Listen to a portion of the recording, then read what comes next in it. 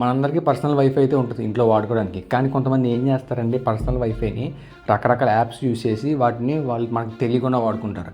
అయితే మీరు వాళ్ళ మీద కేసు పెట్టొచ్చనమాట. అది కూడా డబ్బులు కూడా మీరు వసూలు చేయొచ్చు. వేలల్లో కాదు లక్షల్లో మీరు వసూలు చేయొచ్చు అనమాట. ఇది ఒక సెక్షన్ ఉన్నది. అదే సెక్షన్ 66 ఐటీ యాక్ట్ 2000 అనమాట.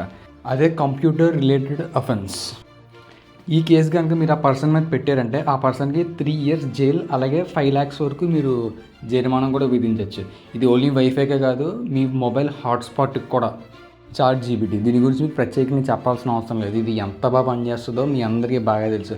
మనం ఇంట్లో కూర్చుని దీంతో ఎన్నైనా చేయొచ్చు, మనం కనుక సరిగ్గా దానికి తగ్గ ప్రాంప్ట్ కనుక రాసామంటే. ఈ చాట్‌జీపీటీని చాలా రకాలుగా యూజ్ చేశారు. గిబ్లీ కింద, చైల్డ్ బ్రాడ్కాస్ట్ వీడియోస్ కింద, అలాగే యానిమేషన్ ఫొటోస్ కింద కూడా చాలానే యూజ్ చేశారు. అలాగే దీన్ని కొత్తగా కూడా పామిస్ట్రీకి కూడా యూజ్ చేస్తున్నారనమాట, అంటే ఆస్ట్రాలజీకి. ఇప్పుడు నేను మీకు ఒక ప్రాంప్ట్ చూపిస్తాను. మీ అరిచేతిని ఫోటో తీసుకుని దాన్ని మీరు చాట్‌జీపీటీలో పెట్టి నేను చెప్పిన ప్రాంప్ట్ని కనుక మీరు పేస్ట్ చేశారంటే మీ హ్యాండ్కి ఉన్న లైన్స్ని బేస్ చేసుకుని మీ ఆస్ట్రాలజీ అయితే ఈ చాట్‌జీపీటీ చెప్తుంది. నేను ట్రై చేశాను పర్సనల్గా, కొన్ని మ్యాచ్ అయినాయి, కొన్ని అవ్వలేదు. అంటే మరీ ఎగ్జాక్ట్గా చెప్పేదాన్ని కాదు, కొంచెం పర్లేదన్నమాట. ఒకవేళ మీకు ట్రై చేయాలనిపిస్తే ట్రై చేయండి. బీహార్లో ఫజిల్ ఖాన్ అని చెప్పి ఒక అతను ఉన్నాడు. ఇతనికి ఒక యూట్యూబ్ ఛానల్ ఉన్నది, Khan GS research centre coaching అని చెప్పి. ఇది కంప్యూటర్ బేస్డ్ ఛానల్ అనమాట. అంటే యాప్టిట్యూడ్, రీజనింగ్ వీటి గురించి ఇతను కోచింగ్ చెప్తాడు. అటు సైడ్ ఇతను చాలా ఫేమస్ అనమాట. ఇతనికి ఏమైందంటే మొన్న రాఖీ రోజున దాదాపుగా 15,000 రాఖీలు కట్టారంట ఇతని చేతికి. ఇది గిన్నిస్ వరల్డ్ రికార్డ్ అయ్యింది. అలాగే ఇతని చేతిని కూడా పైకి లేపలేకపోయాడంట, అంత బరువు ఎక్కిపోయిందంట రాఖీలు అలా చెయ్యాలి. న్యూక్లియర్ బాంబ్ ఇది కనుక పేలిందంటే ఎంత దారుణంగా ఉంటుందో ప్రత్యేకించి ఎవరికి చెప్పాల్సిన అవసరం లేదు. జపాన్కి అయితే అస్సలు చెప్పాల్సిన అవసరం లేదు. దీనివల్ల అది ఎంత నాశనం అయిందో దానికి మాత్రమే తెలుసు.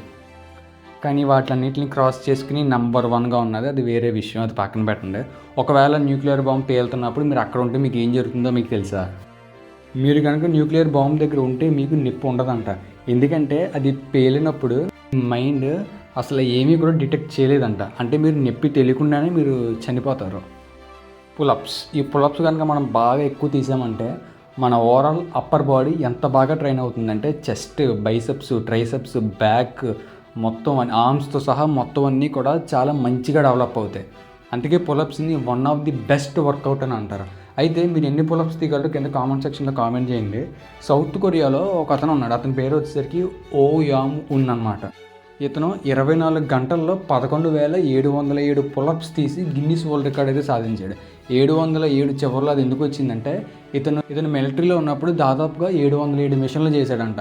అందుకే ఇతను 11,707 పులప్స్ని కొట్టి ఇతను గిన్నిస్ వరల్డ్ రికార్డ్ సాధించి ఆ 707 మిషన్కి అంకితం అయితే చేసేసాడు. సో ఇది ఇవాళ వీడియో మీకు నచ్చితే లైక్ చేసి, షేర్ చేసి, మన ఛానల్ సబ్స్క్రైబ్ చేసి పక్కన బెల్ ఐకాన్ అయితే ఆల్లో పెట్టుకొని మనం నెక్స్ట్ వీడియోలో మళ్ళీ కలుద్దాం.